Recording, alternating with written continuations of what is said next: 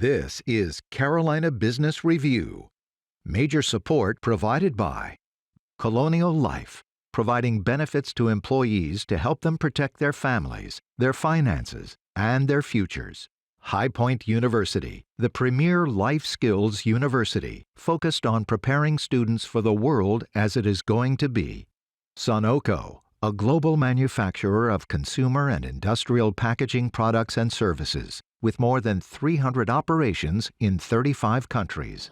What is the difference between what to worry about around this economy and what is hyperbole? And what is good news beyond these recession worries? Welcome again to the most widely watched program on Carolina business, policy, and public affairs seen across the Carolinas for more than 30 years now. I'm Chris William, and we will unpack during this holiday season really what's worth knowing and what's worth not worrying about. And later on, South Carolina's Lieutenant Governor, Pamela Evette, joins us. Stay with us. Major funding also by Blue Cross Blue Shield of South Carolina, an independent licensee of the Blue Cross and Blue Shield Association, and Martin Marietta, a leading provider of natural resource-based building materials, providing the foundation on which our communities improve and grow. On this edition of Carolina Business Review, Tony Mecia from the Charlotte Ledger, Lisa Brown, Economic and Urban Development of Rock Hill, and special guest, Pamela Evette, South Carolina's Lieutenant Governor.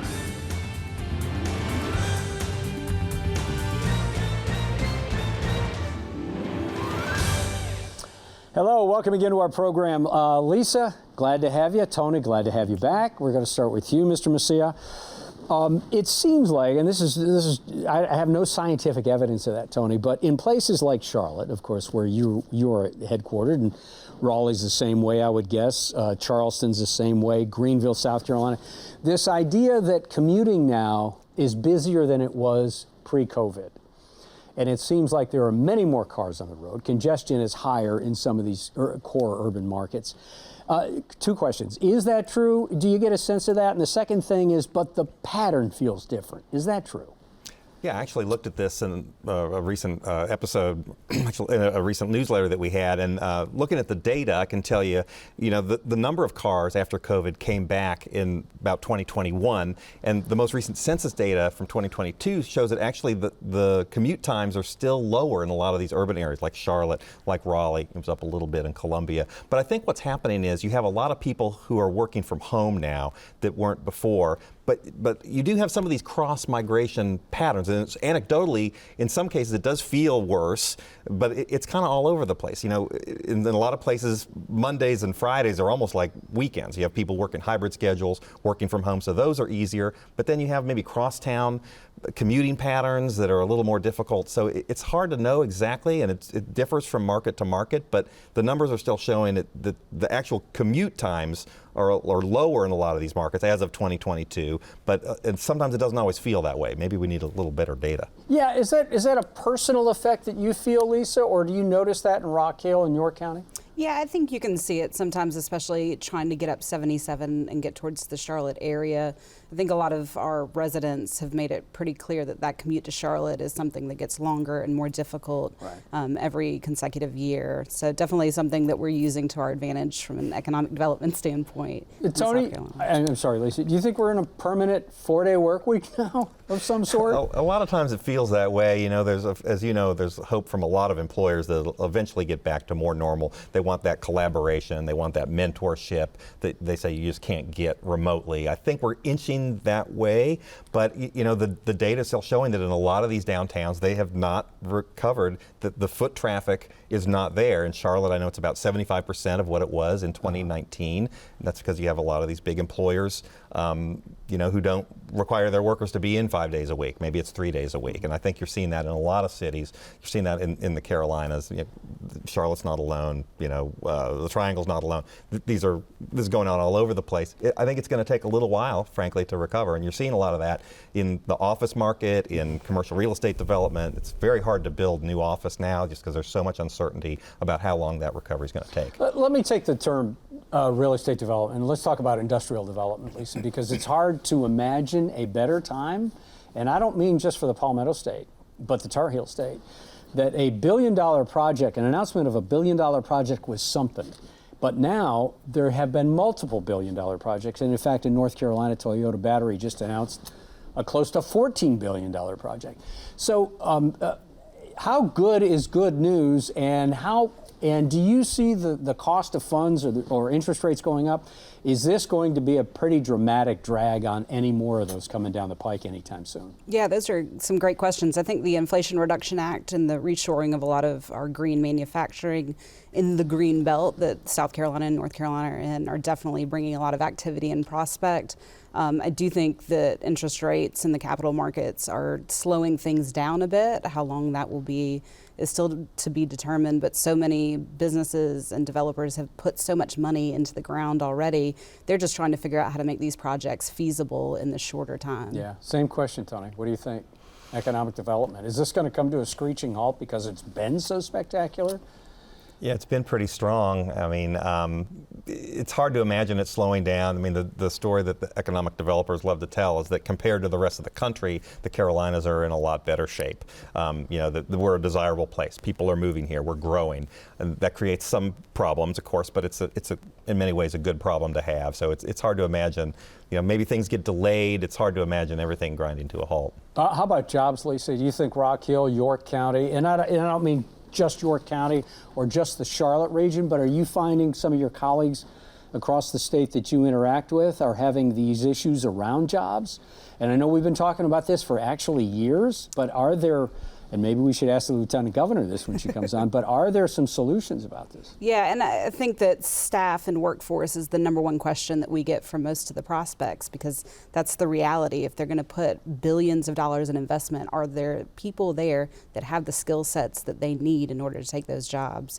Unfortunately, I think both the Carolinas have really strong community colleges that are willing to take a look at new industries and EV and what kind of skill sets they need to offer, what kind of trainings they need to offer our workforce, so then they're ready for these new jobs. Tony, let me ask you a one-off, and then we're going to bring our guest in. This is just specific to both states like to claim ownership of Carowinds. I think if anybody's lived in the Carolinas anytime, you've been to Carowinds at some point, and it literally sits on the state line, so it's halfway in both states. Carowinds has consolidated power, seemingly, and it looks like we've got another headquarters coming back to the Carolinas. Is that accurate to say? Yeah, Cedar Fair, the owner of Carowinds and a bunch of other parks, recently announced that it's merging with Six Flags, which is based in Texas, and they're putting the headquarters in Charlotte, on obviously the North Carolina side of Carowinds, off of 77. So it's sort of really restoring. Really, is that where it's going to be, on the North Carolina side? Well, that's or where is they're that putting just it. your speculation? Well, no, I mean it is. Let's just say their existing offices are in North Carolina, but there's that line, I think, running down the middle of Carowinds, and so I guess that's a good win for both states. Okay, all right. Our guest is a certified public accountant and a former business owner in one of the fastest growing small businesses in the country. She was a business owner in the upstate of South Carolina, the Greenville market, Greenville-Spartanburg market. Now she is second in charge, so to speak, of the Palmetto State's executive branch. She is the Lieutenant Governor of the state of South Carolina, the Honorable Pamela Evette. Your Honor, welcome to the program. Governor, thank you for being on our program. Nice to see you. It's great to see you, Chris. Thank you so much for having me. Governor, I want to start with something that was, and I'm going to use the term buried in the news cycle back in the summer. Bloomberg reported that there are 6 southern states. They are North Carolina, South Carolina, Georgia, Tennessee, and Texas. And those states total, and I'm trying to get this right, those states' total gross state product totaled up are greater than the Northeast states' addition to the gross national product. So what Bloomberg said, and this is a report from Bloomberg, said that now the center of gravity for business and the wealth center of gravity is relocating to the South. Number one, does that surprise you? And number two, is that all good news? Well, Chris, that is great news, and it doesn't surprise me because here in South Carolina, we continue to grow. South Carolina's fingerprints, as I like to tell people, reach all across the globe. Whether it's BMW producing more BMWs here in Spartanburg, South Carolina than anywhere in the world, or Lockheed Martin now building F-16 Block 70 fighter planes, or our 26 boat manufacturers building boats for the Prince of Qatar. South Carolina's reach is far and wide. Tony, question? Yeah, I just wanted to ask, one of the things you've been involved in is trying to make South Carolina more competitive for small businesses, medium-sized businesses, regulatory reform. As you travel throughout the state, what are you hearing from some of those businesses about what their needs are, what they would like to see changed? Obviously, I know taxes are probably a big deal, but what are some of the other things you're hearing? Well, Tony, what's happening here is what's happening everywhere. And, I just came back from an economic trade mission in Germany, and it was interesting to see that their top 3 pain points are workforce, immigration, and energy. And, those are the same 3 things we've been talking about, not only here, but all across our nation. Workforce has been a challenge. We are blessed here in South Carolina to have the best technical colleges, I would venture to say, in the world, because now I've been to Germany and did a deep dive on their technical colleges. And we are really turning things around. When Lockheed Martin came to South Carolina, I was at dinner with them, and they said, Lieutenant Governor, what are we going to do to get the workforce we need to build these F-16s? They paired up with our technical colleges, and when we turned the first F-16s over to the generals of Bahram earlier this year, Lockheed Martin was just impressed with the workforce our technical colleges could give out. And so that's where we're going to continue to put a lot of emphasis on, really schooling up South Carolinians to get in those jobs of tomorrow, to be the workforce that we need for our businesses to grow. Mm-hmm. Lisa? It's so nice to see you and to have the opportunity. I'm really interested to hear more about what you feel like we should be doing to support our small businesses and helping them grow and develop as things continue to evolve in the economy. So as I travel around the state and being a small business owner myself, right, and growing that, regulation is what we find our small businesses need the most help with. Making sure that we go in and take away all of those roadblocks, those speed bumps that stop them from growth. That was something Governor McMaster did right when he became governor, is he went to his cabinets and said, I want you to go through the regs, look at what is needless, and let's get rid of it, because we want our small businesses to be able to grow and flourish. Here in South Carolina, we did a lot with our Commerce Department to put everything in one spot for our small businesses, because they don't have the resources that our big businesses do. So we want to make sure they can move around South Carolina government with ease, and they don't have to go out and look for a lot of people to come in and help them maneuver through their day-to-day. Governor, let me go back to something you talked about. As you firmly described, the automotive and aerospace cluster in South Carolina has been a very big win. With this very strong headwind of the cost of capital vis-a-vis rising interest rates, and I know you know this from being a business owner as well as a certified public accountant, it will slow business. So how do you mitigate that? What are the conversations you're having with these large businesses, not just Lockheed Martin, BMW, et cetera, but also the businesses that will be facing much increased capital cost and a headwind that could slow the economy? So what we want to do, and what we've been doing here in South Carolina, is to make, again, ease of operation. We did the historic tax cuts last year. We know that helps them. We've been looking at unemployment rates and keeping them down, making sure that we get competitive in the insurance market. As a business owner, and what I did helping small businesses grow during my time in the private sector, those are big things that affect our bottom line. Another big thing, Chris, is worrying about energy. As I said earlier, Germany is facing these problems. We're facing the problem of energy everywhere. We have to keep our energy costs low. And so the governor put together Power SC this year, bringing Duke and Dominion and Santee Cooper together along with business to find out, what do we need to do? You can't look 2 and 3 years ahead. If you're already behind the 8 ball. You have to have a plan that reaches out 10 years and even beyond to find out, what are those energy costs? I do a lot of traveling around the state, and when the current administration out of DC really put a halt on natural gas, We have a great company here in South Carolina, a steel recycler in Casey, CMC, and they talked about the fact that with that kind of decision at the federal level, it ended up having $1 million a month negative impact on their energy costs. And so we have to make sure we're ahead of that, because as an accountant, I can tell you there are very few businesses that can take $1 million a month hit. Mm-hmm. Tony. Yeah, I know for a number of years in North Carolina, there was a feeling that when North Carolina counties or in the state were going up against South Carolina, that South Carolina always had an advantage because the perception was they would offer a lot more incentives. And I'm not trying to stir anything up, or maybe I am. Yeah, sure you are. But maybe I am. But what would you say? And maybe that's changed. North Carolina's had some pretty good economic wins lately too. But what would you say is the secret sauce? What is it that when you all are talking to companies, what is it that appeals to them? Is it the incentives? What is it?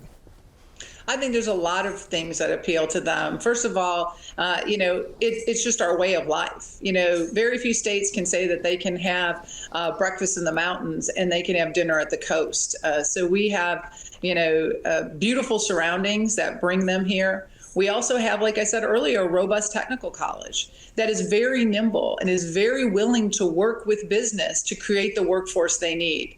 And I'll give you a great example. I was at a roundtable with our boating industry, and they came to me and said, Lieutenant Governor, we could hire 250 workers today, good paying jobs, $25 an hour jobs, but we don't have the talent.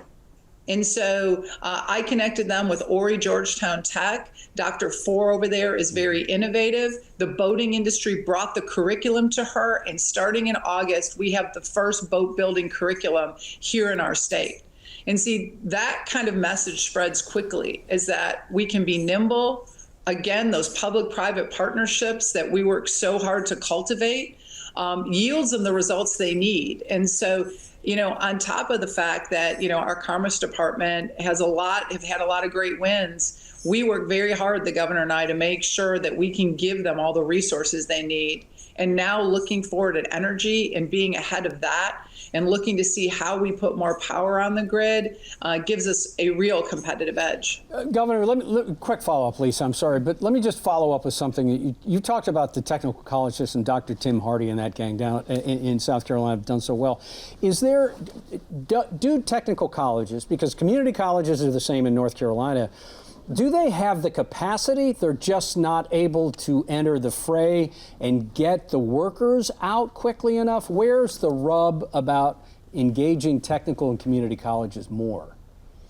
Well, Chris, I think that has changed a lot over the years. Myself, along with the governor, have used our position to really change the idea that was revolving around our technical colleges. I'm a mom of three. When my middle son chose not to go to a four-year college, I was shocked because, see, I'm the daughter of a tool and die maker. And I hadn't realized how far the pendulum had swung to really look at our technical colleges as second-tier options. And that is changing. I think COVID has really changed that. I have used my position when I speak all over the state to talk about the amazing career options that are coming out of our technical colleges. And so I think to get kids excited, I don't think it was the kids and the students that were not excited. It was the parents, it was the guidance counselors who weren't looking at those opportunities as the opportunities they were pushing. And I can tell you here in South Carolina, that is changing. Mm-hmm. Lisa, thanks. Sorry to jump in. No, I think that's great. And I think a kind of another follow-up, what do you see in terms of future curriculum or future needs that we need to be preparing for now? So as there's new technologies and AI and as things advance and change, what are the next phases of what our community colleges need to be looking at? I think we always need to look at, the computer world and how that in coding, that has been a big thing. But I think our technical colleges have to look at where we are deficient in workers. And we have seen over the years that we are deficient in our trades. Plumbers, electricians, HVAC workers. I love when young kids come to visit me at the Capitol when I'm there, and I ask them the question, think of where you want to live. Think of that big house that you drive by and you see, who do you think lives in it? And they'll come up with the same kind of things you would think. a doctor, a lawyer, a CEO. So it's great to tell them, like, no, it's probably a plumber, it's an electrician, it's somebody that works on HVAC, because they don't even realize that. Because for so long, we stopped putting an emphasis on this. And I can tell you, living in South Carolina and having a place at the coast also, you will pay any amount of money if your air conditioning goes out in August and it's 110 degrees. So there's no more welcome sight than the HVAC guy. And we have to let our kids understand this. I hear this over and over again from people that are in the trades. They went to a 4-year college because that's what was expected of them, but they wanted to work with their hands and nobody was encouraging them. And then they go back and reinvent themselves after they've already accumulated college debt. And they're using the new career, the career they probably would have wanted to start out with had they had, again, some encouragement. So that's why I think it's really important for parents to understand where our needs are. We put $75 million in South Carolina into workforce scholarships so that we could upscale people into the jobs that we know we're deficient in. We know we need coding. We know we need more engineers. And we're doing a lot on that end, but I guess there's a lot of encouragement to go around. And I think it's really important for us to give parents an idea of what the jobs of tomorrow are so they can help educate their children. Your Honor, let's go upstream in the education continuum a little bit. Let's go to K through 12. And there's a new boss, obviously, Ellen Weaver is the new superintendent of education in South Carolina. Where would you like to see Superintendent Weaver and them be more engaged? Maybe is not the right answer, question, but Molly Spearman was a known quantity. Ellen Weaver is becoming a known quantity, but where is the easy part to get things done? Well, I don't think there's anything that's super easy when you're talking about education, True. But where the governor and I would like to see education go, especially in the K through 12 sector, is in school choice. I sit with lieutenant governors from all over the country. And when I sit with those lieutenant governors like Jeanette Nunez from Florida, or Mississippi's lieutenant governor, or Alabama, the biggest strides and outcome they've had is when school choice was really put into play. Mm-hmm. And so I think that's what we need to look at. We saw the General Assembly giving more money into a voucher system for parents so parents can make those choices. I have 3 children, and I know all 3 of my children learn differently. And what we should all want is the success of every child coming out of school. We also put a lot of emphasis in South Carolina on our 4K, our pre-K education. Research has shown that you can fill the gap a lot more cost effectively in those early years than you can in the later years. So making sure that we have the money for parents to get their children in good quality programs at the 3K, 4K level so that they're going in and everybody is coming into kindergarten at the same level. And we don't see that disparity depending on where you live. Mm-hmm. Tony? Yeah, for decades we've seen people leaving rural areas and going to cities, and a lot of cities in the Carolinas are doing really well. They're growing, whether it's Rock Hill, Columbia, Greenville, Spartanburg. But what can we do to make sure that those rural areas don't get left behind, that those still remain places where people can live and work and have a job and thrive? And Governor, we have about 2 minutes.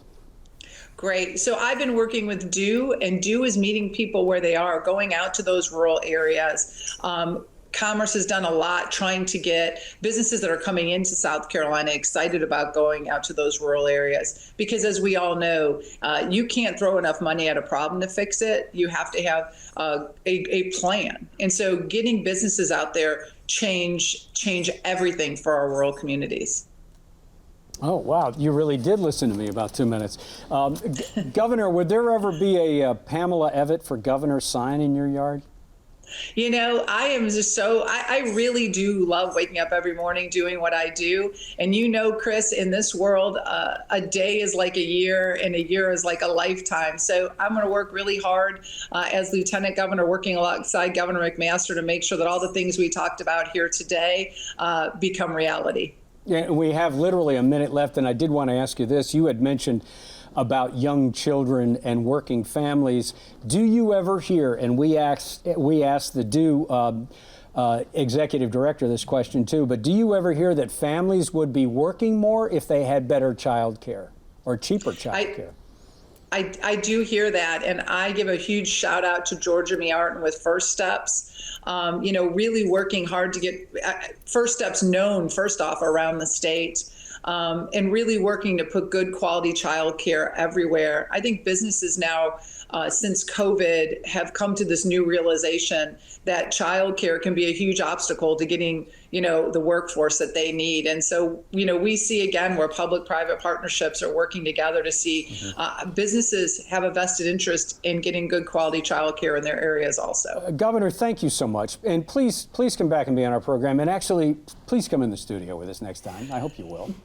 Chris, I definitely will. We'll get in the studio next time, but this has been great, and I look forward to it. Thank you. Take care. Lisa, nice to see you. Thank you for being Thanks here. For having Come me. back. And Tony, always nice to have you. Thank you. Good to be here. Thanks, Chris. Until next week, I'm Chris William. Good night.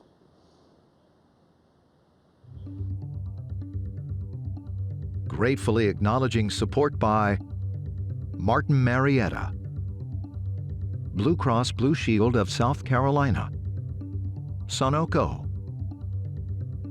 High Point University, Colonial Life, and by viewers like you. Thank you. For more information, visit carolinabusinessreview.org.